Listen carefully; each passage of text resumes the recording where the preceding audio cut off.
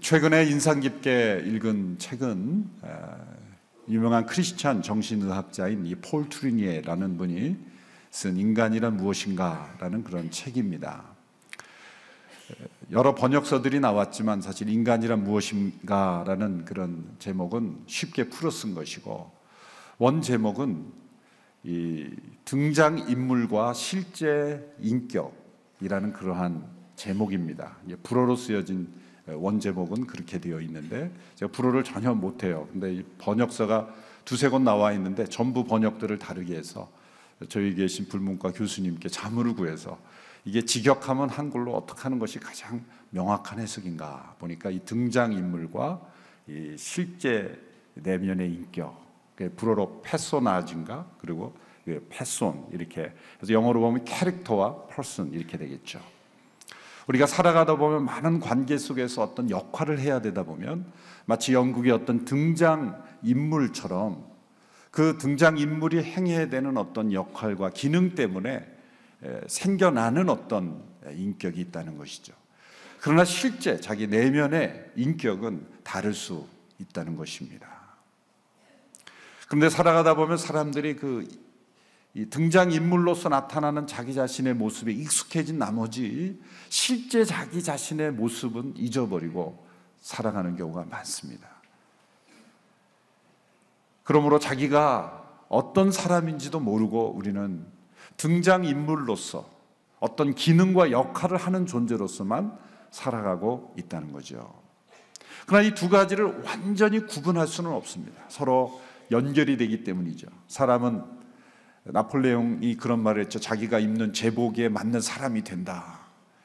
자기가 어떤 역할을 하고 어떤 기능을 하느냐에 따라서 그 실제 자기의 그 내면에, 실제 자기의 그 인격에도 연결이 되어 있기 때문에 이걸 뗄 수는 없는 겁니다. 그러나 중요한 것은 우리가 등장인물로서의 인격, 그 모습에만 익숙하다면 실제 자기의 내면의 모습은 잊어버리고 자기가 누구인지 모르고 살아가는 우리의 모습이라는 것이죠. 이 문제를 어떻게 해결할 것인가? 폴 트루니에 박사는 명확한 크리스천이기 때문에 이렇게 결론을 내립니다. 하나님을 만나고 하나님과의 대화를 시작하는 수밖에 없다. 다른 사람과의 대화도 도움이 되겠지만, 상담도 도움이 되겠지만 하나님과의 대화가 일어나야만 한다. 살아계신 하나님과의 만남. 왜 그렇든가?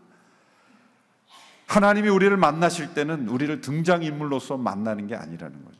절대 하나님 우리 외모, 우리 애가 어떤 역할을 하는가, 어떤 직업을 가지는가, 어떤 위치에 있는가, 심지어 가족 간에 내가 어떤 역할을 하는가로 하나님 우리를 만나시지 않는다는 거예요.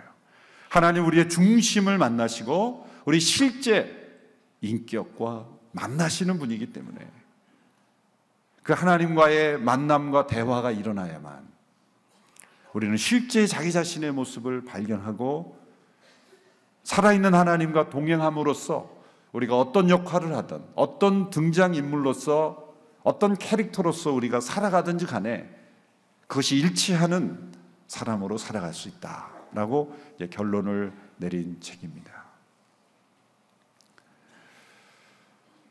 하나님이 우리를 만나실 때 우리의 겉모습으로 만나시는 분이 아니라는 거죠. 따라서 우리가 하나님을 만나지 못한 이유는 바로 이것입니다. 우리가 등장인물처럼 하나님을 만나려고 하기 때문이에요. 절대로 만날 수 없죠. 우리가 살아계신 하나님을 만나고 동행하지 못하는 이유는 어떤 캐릭터로서, 어떤 등장인물로서 하나님을 만나려고 하기 때문이에요. 우리의 모든 겉사람에 속한 껍데기 같은 것을 다 내려놓고 나의 위치, 나의 직업, 나의 기능, 나의 역할, 모든 것을 다 내려놓고 내 중심에 있는 실제 나의 인격, 실제 나의 모습, 실제 나의 내면을 통해서만 하나님을 만날 수가 있기 때문이라는 것입니다. 성경에서는 이것이 정확하게 일치한다고 보기는 어렵지만 겉모습과 겉사람과 속사람이라는 단어를 사도 바울이 사용했죠. 겉사람과 속사람. 하나님께서 우리를 구원하실 때는 우리의 겉사람에 찾아오시는 것이 아니라 우리의 속사람에 새로운 생명을 탄생시킴으로써 우리를 구원하십니다. 하나님이 우리의 겉사람의 새로운 탄생을 일으키시는 것이 아니라 우리의 속사람의 새로운 생명을 탄생시킴으로, 새로운 생명을 잉태케 하심으로써 그 생명이 점점 자라나서 속사람이 완전히 변화되고 결국 겉사람까지 변화되는 것, 이것을 구원이라고 말하는 것이죠. 그러므로 구원은 우리 안에, 우리의 속사람 안에 새로운 생명이 태어나는 것, 이걸 거듭남이라고 말하죠.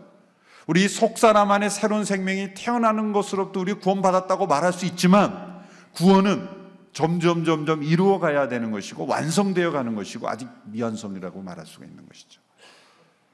그럼 구원은 받았지만 구원은 이루어가야 되는 것이다. 우리의 속 사람 안에 거듭난 이 새로운 생명이 점점 자라가서 결국 우리의 겉사람까지 변화되는 것, 이것이 바로 구원입니다. 오늘 예수님의 말씀에 나무와 열매를 가지고 우리의 신앙의 본질을 설명한 것은 매우 적절한 것이죠. 나무가 있기 전에 씨앗이 있었죠. 그 씨앗이 심겨져서 그것이 자라나서 나중에 열매를 맺는 그 과정이 일어나는 것처럼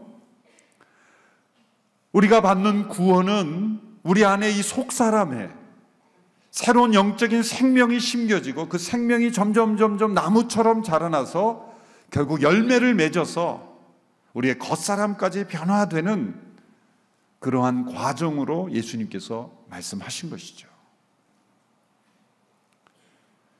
우리가 신앙생활을 생각할 때 우리는 하나님께서 우리에게 해야 할 일과 하지 말아야 될 그런 목록을 주셔서 그 목록을 가지고 지켜가는 그런 딱딱하고 또 하기 싫은 것은 해야 하고 하고 싶은 것은 못하는 그러한 것으로 우리의 신앙생활을 생각하는 것은 오해입니다. 그건 겉사람이 만나는 그런 종교적 생활일 뿐입니다. 그런 율법적이고 종교적인 것이 신앙이 아니라는 거죠. 나무와 열매의 관계가 얼마나 자연스럽고 생명의 관계이고 자연스러운 결과입니까? 나무로부터 열매가 나타나는 것은 강제로 갖다 붙이는 것이 아닙니다. 나무로부터 열매가 나타나 맺어지는 것이죠. 우리의 신앙은 무엇인가를 해야 하는 투두가 아니라 투비 되어지는 거예요. 우리의 존재로부터 행위가 나오는 것이죠. 우리 내면의 실제 인격으로부터 우리가 등장인물로서 어떤 역할을 해야 되는데 때로는 이것이 거꾸로 되는 것이죠. 실제 내 내면에는 참된 영적인 생명이 없고 하나님을 만나는 체험이 없고 그냥 등장인물, 겉모습으로서 교회에 다니고 사람들을 만나고 하나님이 있나 보다 그렇게 생각하고 인정할 거 내가 인정하고 또 해야 할 것과 하지 말아야 될 것만 눈치 봐서 구분하고, 그것은 참된 신앙이 아니라는 거죠.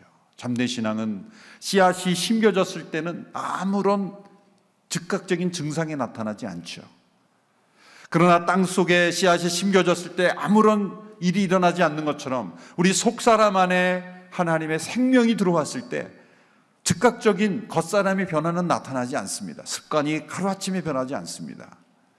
그러나 그 생명이 속사람으로부터 점점 자라나서 나무가 자라나듯이 자라나서 우리의 속사람이 완전히 변화되고 그 다음에는 겉사람까지 변화되는 것. 그래서 나무로부터 열매가 맺어지는 이런 자연적인 결과처럼 우리 신앙생활은 너무나 자연스럽고 그리고 반드시 그렇게 되어지는 그러한 모습, 결과라는 것이죠. 그래서 이 열매라는 단어를 잘 이해하는 것이 참 중요합니다. 열매를 맺어합니다 이렇게 당위성으로만 강조하다 보면 신앙의 본질을 율법적으로 또 만들어버리는 거예요. 열매는 맺어지는 것입니다. 열매라는 단어의 가장 정확한 설명은 자연스러운 결과라는 거죠. 자연스러운 결과. 생명이 있다면 그 생명은 자라게 돼 있고, 자랐다면 그 생명에 합당한 열매는 나타나게 되는 것이다.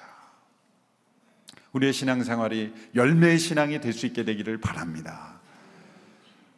신앙생활을 등장인물처럼 여러 가지 가면을 가지고 내가 가정과 일터와 직장과 또 사회에서 일하는 것에 또 하나의 등장인물로서 우리가 하나님을 만난다면 우리의 겉사람이 만날 수 없는 그 하나님, 겉사람이 그냥 해야 될 것과 하지 말아야 될 것만 지키는 그런 종교생활이 아니라는 거죠.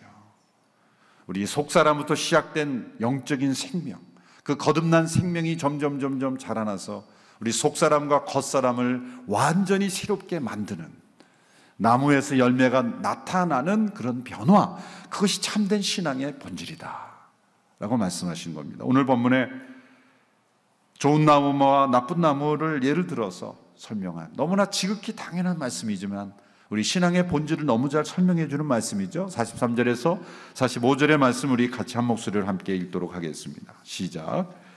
좋은 나무는 나쁜 열매를 맺지 않고 나쁜 나무는 좋은 열매를 맺을 수 없다.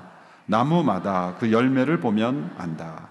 가시나무에서 무화과를 딸 수 없고 찔레나무에서 포도를 딸 수 없는 법이다. 선한 사람은 마음속에 선한 것을 두었다가 선한 것을 내놓고 악한 사람은 마음속에 악한 것을 두었다가 악한 것을 내놓는다. 사람은 마음에 가득한 것을 입으로 말하는 법이다.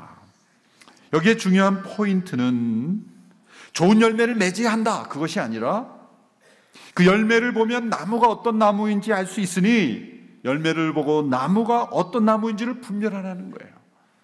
내 안에 이런 성령의 열매가 맺어지고 있지 못한다면, 나의 겉사람이 변화되고 있지 않다면 오랜 시간이 지나면 마땅히 나타나야 될 열매가 있죠.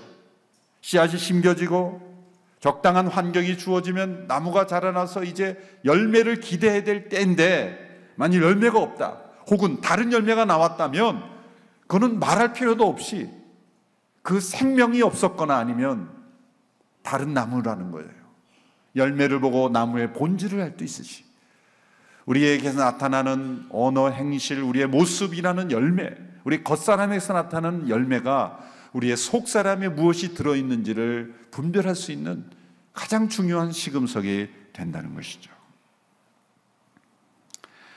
우리가 교회 안에서 하는 봉사도 어떤 역할로 그치게 되면 그건 등장인물로서 한 것밖에 아니에요. 내가 교회 생활하려면 이 정도는 해야 돼라는 등장인물로, 하나의 캐릭터로서 봉사하는 거예요. 그래서 직분도 받고 어떤 역할도 많이 하지만 다 역할일 뿐이지, 등장인물일 뿐이지, 실제 내면에서 일어나는 열매로서 나타나는 봉사이냐 아니냐, 그걸 우리가 늘 끊임없이 우리가 점검해 봐야 한다는 거예요. 나는 어떤 나무인가? 내 안에 영적인 생명이 심겨져서 그것이 자라나서 나타나는 열매인가? 그것으로 드려지는 봉사인가? 아니면 하나의 캐릭터로서, 어떤 등장인물로서 나타나는 역할로서 내가 할 뿐인가? 라는 거예요.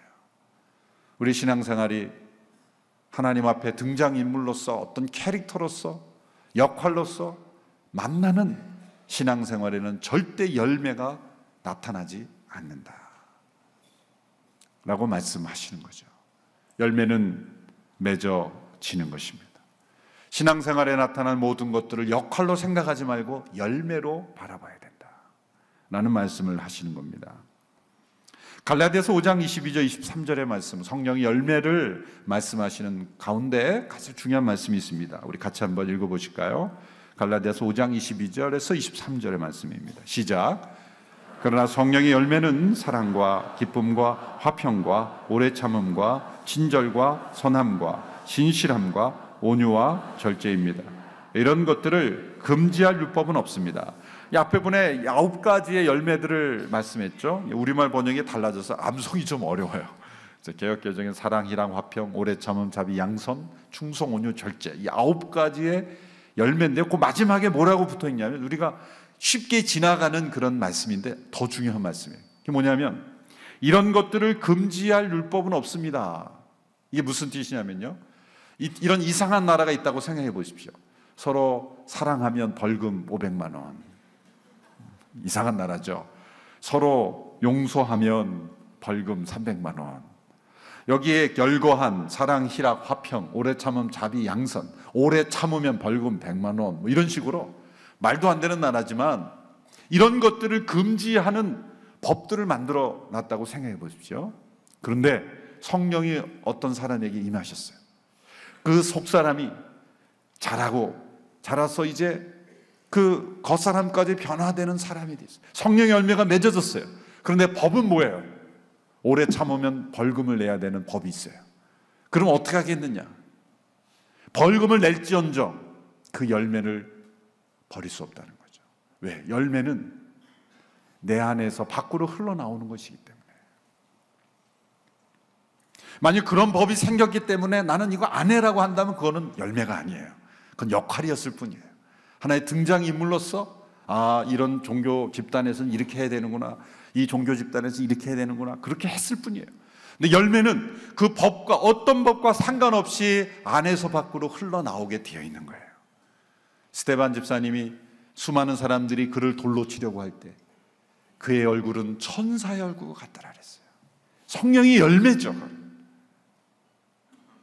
스데반 집사님이 이런 의식을 했을까요? 이게 나중에 사도행전에 기록되어 있어요. 저 누가가 나를 기록하고 있지? 내 인상을 아마 쓸 거야 나중에. 사진 찍을 때 얼굴 포즈 환하게 웃는 것처럼 내가 이 무서운 공포의 순간에도 나는 인상을 좋게 만들어야 돼.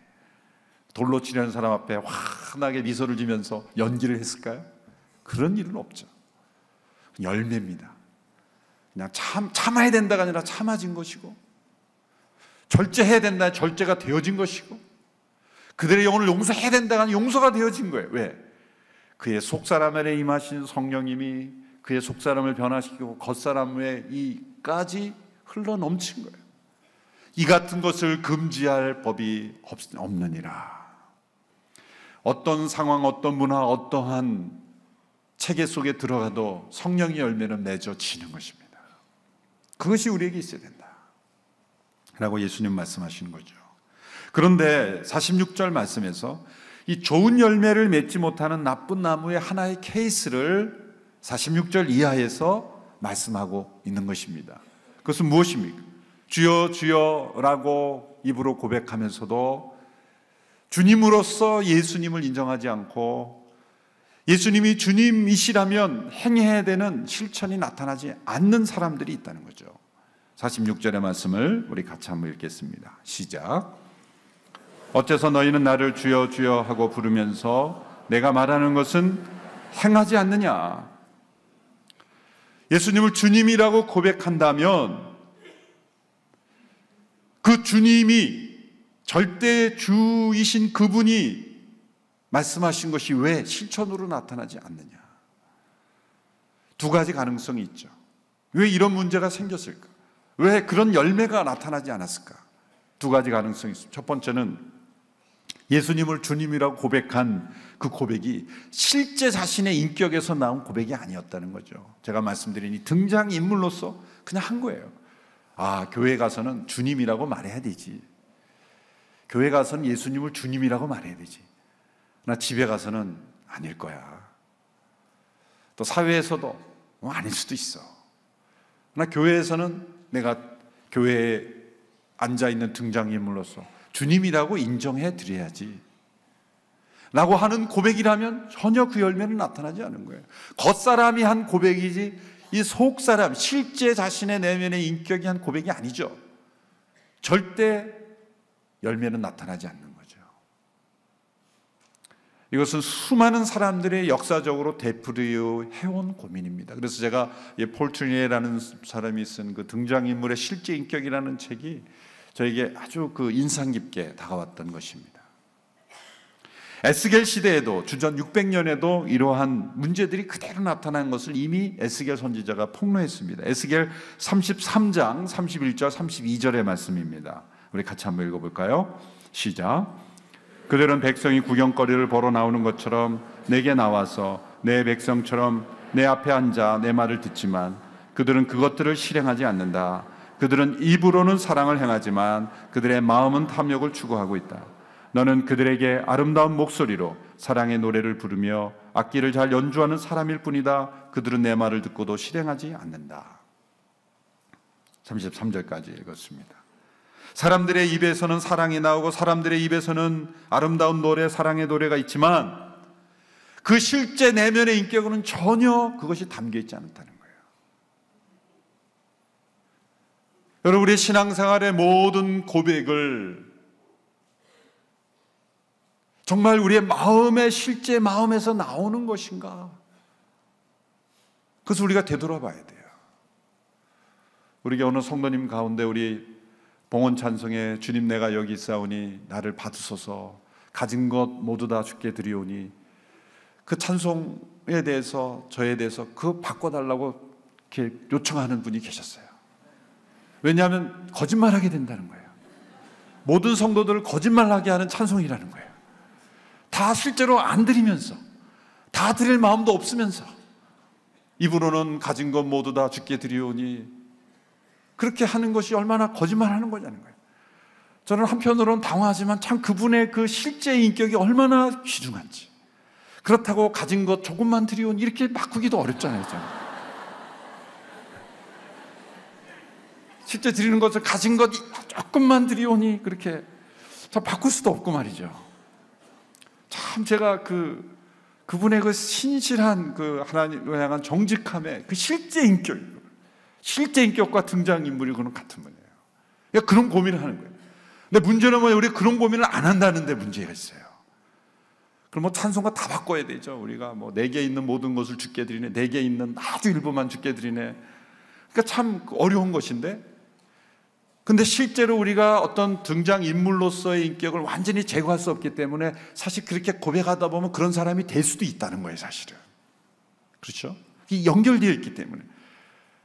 우리 원수를 사랑하라는 말씀에서 C.S. 루이스가 원수를 사랑하는 법 첫 번째, 원수를 사랑하는 척하는 것이다. 그게 어떤 등장인물로서 자기가 그렇게 행동하다 보면 마음이 그렇게 될 수도 있다는 거죠. 우리가 이렇게 연결되어 있기 때문에 사실 제가 그걸 못 바꾸고 있는, 바꾸고 싶은데 다른 대안이 없어요. 다 모든 것 드린다 그러니까. 일부만 드린다고 한 찬송이 없어요. 그러나 그런 고민은 우리가 가지고 불러야 된다. 그냥 입술로는 다 드리오니, 다 주의 것이니, 다 주님 주님 하면서 실제 내면의 인격은 전혀 동의도 안 하고, 이거는 그냥 내가 캐릭터로서 하는 거야. 예배 시간에 캐릭터로서 하는 거야 라고만 한다면, 그런 갈등과 고민이 있어야 진짜 생명이 있는 거예요. 거기서부터 시작해야 되는 거죠. 그것이 자라가다 보면 우리의 겉사람까지도 진짜 그 고백처럼 돼야 되는 거죠. 예수님 당시에 신약 시대에도 퀴리오스라는 말, 주님이라는 말이 그냥 황제에게도 쓰였다는 거예요. 그러니까 황제에게도 그냥 황제 만날 때 쓰는 인사말처럼 예수님께도 퀴리오스라고 불렀던 사람들이 있었다는 거예요. 그것이 아니다. 먼저 왜 열매가 나타나지 않는가? 왜 고백대로 이루어지는 실천이 없는가? 그 고백 자체가 위선적인 고백, 거짓된 고백, 나의 속 내면의 인격으로부터 나온 고백이 아닐 가능성이 있다. 그럼 두 번째는 뭔가? 진실한 고백은 맞아요. 내 마음속 깊은 곳에 나온 고백은 맞아요. 속사람부터 나온 고백은 맞아요. 그런데 겉사람의 영향에 막혀서, 등장인물로서 그 했던 모든 우리의 역할에 막혀서 그것이 나타나지 않는 거예요. 그래서 필요한 게 뭡니까? 예수님이 요한복음 15장에서 말씀하셨어요. 가지치기가 해야 된다. 가지치기. 요한복음 15장 2절의 말씀 우리 같이 한번 읽어볼까요? 요한복음 15장 2절 같이 읽겠습니다. 시작. 내게 붙어 있으면서도 열매를 맺지 못하는 가지는 아버지께서 다 자르실 것이요 열매를 맺는 가지는 더 많은 열매를 맺도록 깨끗하게 손질하신다. 여기에 붙어 있으면서도 열매를 맺지 못한 가지를 이렇게 사람으로 생각하지 마시고, 우리 안에 영적인 생명이 있어 나무가 자라나는데 그 열매를 맺지 못하게 하는 가지가 있다는 거예요. 그 가지를 쳐서 열매 맺는 자양분이 흐르도록, 수액이 흐르도록 가지를 쳐야만 우리 속사람이 시작되는 영적 생명이, 영적인 나무가 자라나서 겉사람까지 변화시켜 열매가 맺어진다는 거예요. 어쩌면 우리에게 필요한 것은 바로 이 가지치기, 영적 가지치기. 날마다 십자가 앞에서 나의 가지를 치워내는 거예요. 겉사람을 끊어내는 거죠. 속 사람이 우리의 피부가 상했을 때 그 피부가 상한 피부가 있지 않습니까? 겉에 딱정이가 생기고 있지만 속에서 새로운 생명의 그 피부가 재생되고 점점 나면 그게 딱지가 떨어지는 것처럼 우리 안에 겉사람이 날마다 끊어져 나가는, 우리의 속사람에서 나오는 영적 생명력이 이겨나가야 된다는 것입니다.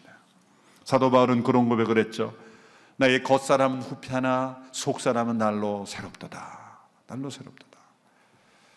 육신을 따라 행하지 아니하고 성령을 따라 행함으로 육신의 소욕을 이루지 아니하는 그런 영적인 생명력이 살아나는 인생, 그럼으로써 열매를 맺는, 우리가 주여 주여 하는 고백대로 그대로 우리의 겉사람에도 나타나는, 우리의 속사람에만 담겨있는 고백이 아니라 우리의 겉사람까지도 우리의 몸이 복종되어지는 그런 역사가 나타나야 된다는 거죠. 우리의 속사람이 겉사람을 변화시키지 못하면 우리의 겉사람이 속사람을 변화시키게 된다는 것이죠. 오늘 마지막 말씀에서 두 종류의 집을 비유로 들어서 고백은 하지만 실천까지, 겉사람이 변화되는 열매까지 이르지 못한 인생을 가리켜 기초 없이 지은 집과 같다라고 말합니다. 그리고 그의 고백대로 실천까지 나가는 열매가 맺어지는 인생을 단단한 바위에 세운 집과 같이 흔들리지 않는다라고 비유하고 있습니다. 오늘 보면 47절에서 49절의 말씀을 같이 읽어보겠습니다. 시작. 내게 와서 내 말을 듣고 그대로 실천에 옮기는 사람이 어떤 사람과 같은지 보여주겠다. 그는 땅을 깊이 파고 바위 위에 단단히 기초를 세운 건축자와 같다. 홍수가 나서 폭우가 덮쳐도 그 집은 흔들리지 않았다. 그 집이 잘 지어졌기 때문이다. 그러나 내 말을 듣고도 실천에 옮기지 않는 사람은 기초 없이 맨 땅에 집을 지은 사람과 같다. 그 집은 폭우가 덮치는 즉시 무너져 폭삭 주저앉았다. 실천으로 열매로 체험된 신앙은 바위 위에 단단히 세워진 신앙입니다. 그러나 마음속에 고백은 있지만 이 겉사람을 뚫고 나오지 못하는 그러한 신앙에 머무를 때는 기초 없이 세워진 집이어서 시련이 오고 환난이 오고 고난이 왔을 때 무너지는 집이 될 수 있다는 거예요. 여러분, 우리의 믿음의 신앙이 속사람으로부터 시작된 새로운 생명이 나무가 자라 열매를 맺는 것처럼 우리의 속사람에 시작된 이 성령의 역사가 겉사람에게까지 뚫고 나가서 열매로 나타나서 우리가 주님이라고 고백하는 그 주님이 우리의 매일매일의 삶 속에 주님으로 나타나고 그렇게 역사됨으로 말미암아 바위 위에 단단히 세워진 절대 흔들리지 않는 견고한 그런 믿음의 집이 세워지기를 축원합니다. 우리의 겉사람과 속사람이 정말 같아질 수 있을까요? 숙제죠. 때로는 우리의 겉사람을 열심히 훈련시킨다 속사람이 변화될 것 같지만 변화되지 않을 것 같습니다. 그러나 우리 속사람 가운데 찾아오신 예수 그리스도, 생명이신 성령의 능력으로 말미암아 우리의 속사람이 변화되고 겉사람까지 변화되면서 우리가 행하는 우리가 캐릭터로서 등장인물로서 해야 되는 역할에서까지도 다 우리의 실제 내면의 인격이 그대로 나타나고, 실제 내면의 인격이 나타날 때도 열매로 나타나는 그러한 생명의 삶이, 그런 참된 믿음의 삶이 우리에게 있게 되기를 주님의 이름으로 축원합니다. 기도하겠습니다.